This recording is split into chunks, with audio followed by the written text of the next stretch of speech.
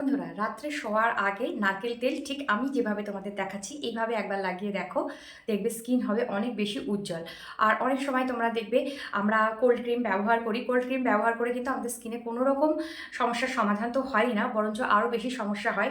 স্কিনের মধ্যে ধুলোবালিগুলো জমে আমাদের ব্রণ হতে শুরু করে, বা দেখবে তোমরা যে আমাদের স্কিনটা অনেক বেশি ডাল লাগছে, ভীষণ ম্যাড়মেড়ে লাগছে, কালচে লাগছে। শীতকালে যে আমাদের স্কিন গ্লো করতে পারে এই চিন্তাভাবনাটাই কিন্তু আমাদের একদমই নেই।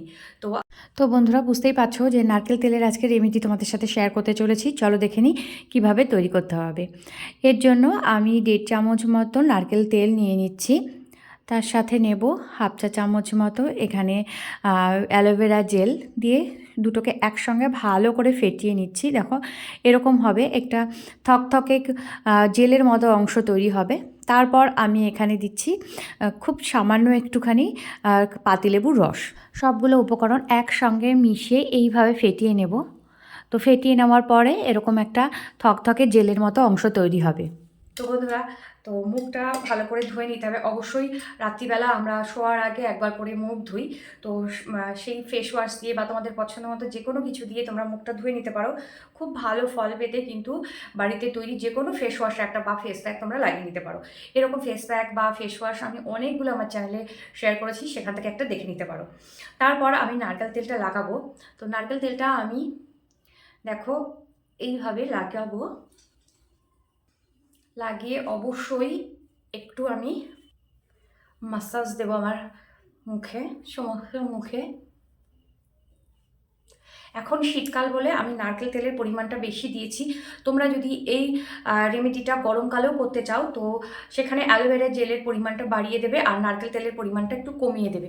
দিয়ে কিন্তু এইভাবে সপ্তাহে 2 থেকে 3 দিন মাসাজ করে নেবে। আর শীতকাল এখন, সেই জন্য তোমরা এটা রেগুলার রাত্রে শোয়ার আগে একবার করে নেবে। স্কিন একদম নরম হয়ে যাবে বন্ধুরা। আর নারকেল তেলে এমনিতেই স্কিন হোয়াইটেনিং প্রপার্টিস থাকে, আর তার মধ্যে আমি দিয়েছি পাতিলেবু। পাতিলেবু ব্লিচের কাজ করে, সেটা তোমরা সবাই জানি। আর অ্যালোভেরা জেল আমাদের স্কিন থেকে ব্রণ, ফুসকুড়ি সারাতে সাহায্য করে, এছাড়াও সানট্যান কমাতেও কিন্তু সাহায্য করে। এইভাবে অন্তত মিনিট 5 তোমরা করে নেবে। উষ্ণ গরম জল দিয়ে বা উষ্ণ গরম জলে একটা কাপড় ভিজিয়ে এইভাবে মুখটা হালকাভাবে একটু মুছে নেবে। জলে ঝাপটাও দিয়ে নিতে পারো। আমার ভিডিওর জন্য আমি এখানে একটা কাপড় দিয়ে মুখটা ধুয়ে মুছে নিচ্ছি। সকালবেলা উঠে দেখবে বন্ধুরা স্কিনটা এত নরম তুলতুলে হয়ে যাবে, আর স্কিনটা একদম মনে হবে যে ভেতর থেকে নরম হয়ে গেছে। স্কিনের উপরে কিছু লাগিয়েছি তাই তেল চপচপ করছে, সেই জন্য মুখটা টান ধরছে না, সেরকম কিন্তু কিছু মনে হবে না। মনে হবে যেন ভেতর থেকে আমার স্কিনটাই এরকম এত বেশি আর্দ্র এবং এত বেশি গ্লেজি লাগবে স্কিনটা। তো দেখো আমি এভাবে লাগিয়ে নিয়েছি। আর যে কোনো বাজার চলতি ক্রিমের থেকে কিন্তু কোনো অংশে কম না, আমি তো বলবো অনেক বেশি ভালো, কেননা এটাতে কোনো রকম প্রিজারভেটিভ দেওয়া নেই।